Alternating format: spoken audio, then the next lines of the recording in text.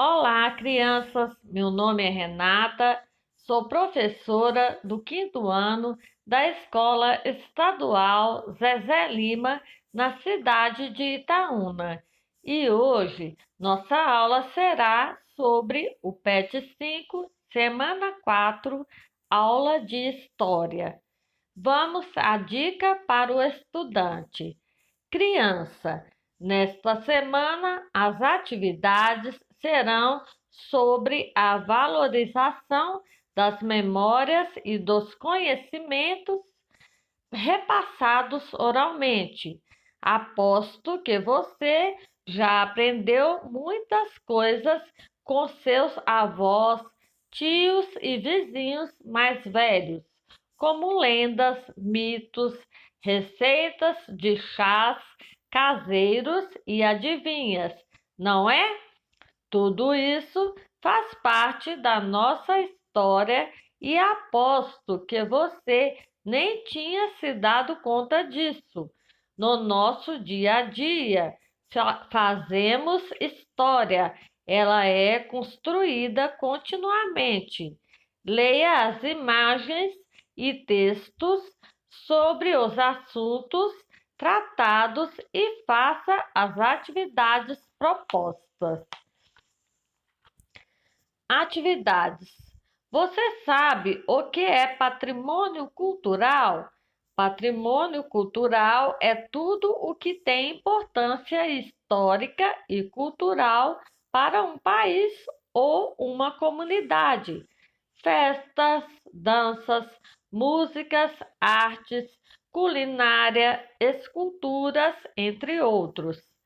Observe as fotos de um importante patrimônio histórico-cultural do nosso estado, Minas Gerais, Congonhas, em dois diferentes momentos. Então, vamos às imagens. Primeira imagem, Santuário do Bom Jesus de Matozinhos, em Congonhas. A segunda imagem, também do Santuário do Bom Jesus de Matozinhos, em Congonhas. Minas Gerais, 2019, né? Número 1. Converse com uma família sobre as semelhanças e diferenças observadas. Então, vocês irão observar as duas imagens e irão ver as semelhanças, né? O que elas têm de igual e o que elas têm de diferente. A memória de um povo está na língua, modo de viver, se relacionar e suas experiências. A memória pode ser registrada por fontes escritas e também por meio da oralidade, história oral, que serão repassadas para as próximas gerações. Observando a fachada do santuário com atenção, podemos ver os profetas. Eles fazem parte da memória coletiva, que é o registro de memórias de um grupo de pessoas que vai contribuir para a sua preservação. Existe também a memória individual, que é o registro de memória pessoal, individual, como, por exemplo, os momentos com a família. Número 2. Desenhe no caderno uma memória pessoal com sua família e outra coletiva, que faz parte da história do lugar em que você vive. Praça, igreja, parque, ponto turístico. Identifique-as. Então, vocês irão desenhar e escrever nela, né? Qual a sua memória, né? A individual e a memória coletiva. Uma das formas de transmissão oral de cultura são as manifestações folclóricas, como as lendas e os mitos. Eles também fazem parte do nosso patrimônio cultural. Convide um adulto para fazer a leitura a seguir e ouça a leitura de uma história dos mitos indígenas brasileiros Guaraci e Jaci. Amor ao alvorecer. Um dia, Guaraci, o deus do sol, se cansou de seu ofício eterno e precisou dormir. Quando este fechou os olhos, o mundo caiu em trevas. Para iluminar essa escuridão, enquanto o sol dormia, Tupã criou Jaci, a lua, uma deusa tão bonita que, ao Guaraci despertar por sua luz, logo se apaixonou por ela. Assim, encantado, voltou a dormir para que pudesse vê-la novamente. Mas sempre que este voltava a abrir seus olhos para admirá-la, tudo se iluminava novamente e a lua ia deitar-se, tendo sua missão cumprida. Guaraci então pediu que Tupã criasse Rudá, o amor, e seu mensageiro. O amor não conhecia luz ou escuridão, assim unido o sol e a lua durante a alvorada. E aí temos o site onde tem esse texto disponível. Número 3. Alguns povos preservavam sua cultura com a tradição oral. Agora você recontará o mito para outra pessoa de sua casa. De que forma seu reconto ficará preservado? Responda oralmente. Número 4. Agora leia a reportagem abaixo e destaque as palavras-chave: tradição oral e a preservação de culturas.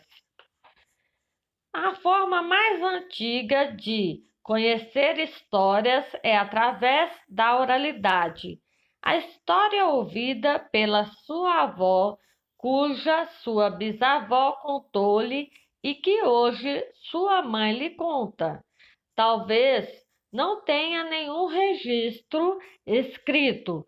Você não irá até sua estante pegar um diário e ler em voz alta as histórias de centenas de anos atrás, mas nem por isso você deixará de conhecer e encantar-se por aqueles mitos, contos, ritos e ensinamentos. Talvez naquela época sua bisavó sequer soubesse escrever, mas não é por isso que lhe faltavam as palavras. Não por isso sua história não era ouvida e repassada por gerações. A verdade é que, para conhecermos uma história, não precisamos da letra escrita, mas sim da palavra falada. A tradição oral tem a função de preservar histórias, de garantir às novas gerações indígenas ou afro-brasileiras o conhecimento de seus antepassados. Para muitos grupos, a oralidade é a única forma de resgatar e preservar sua ancestralidade.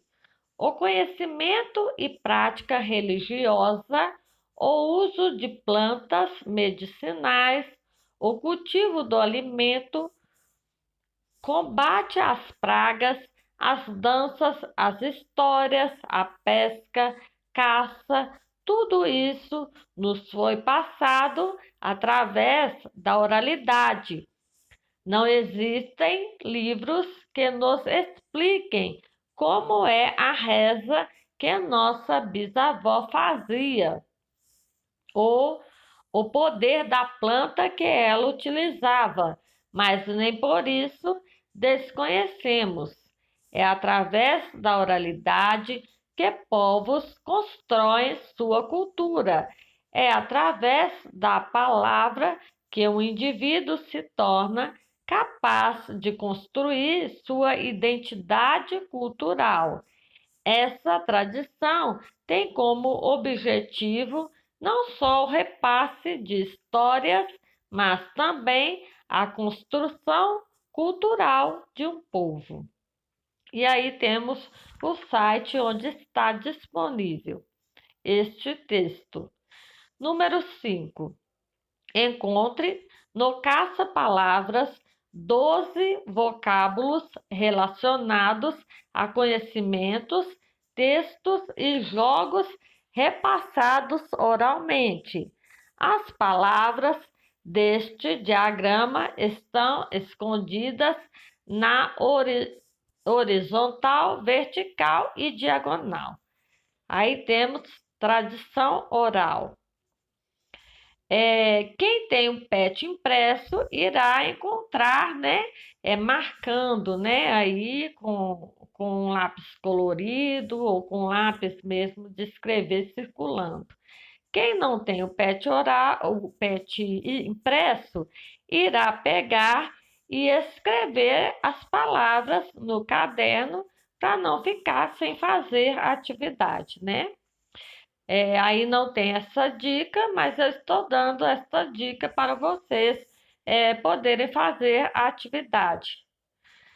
Parabéns, estudantes! Chegamos ao final de mais um bloco de atividades.